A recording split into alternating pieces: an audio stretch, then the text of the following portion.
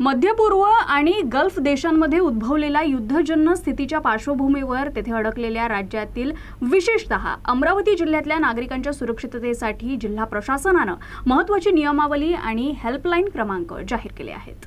भारत सरकारचे परराष्ट्र मंत्रालय आणि विविध भारतीय दूतावास या परिस्थितीवर लक्ष ठेवून असून नागरिकांना सतर्क राहण्याचं आवाहन करण्यात आलंय।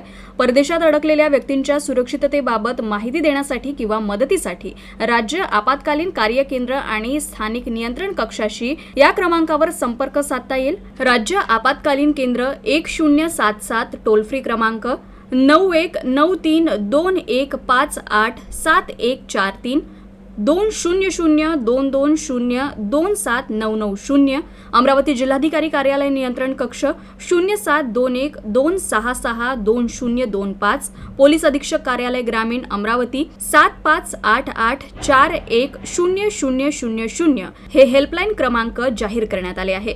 जिल्हा प्रशासनानं परदेशात असलेल्या नागरिकांना खबरदारी घेण्याचं आवाहन केलंय। यात सुरक्षित ठिकाणी राहावं आणि अनावश्यक हालचाली टाळाव्या असं आवाहन करण्यात आलंय।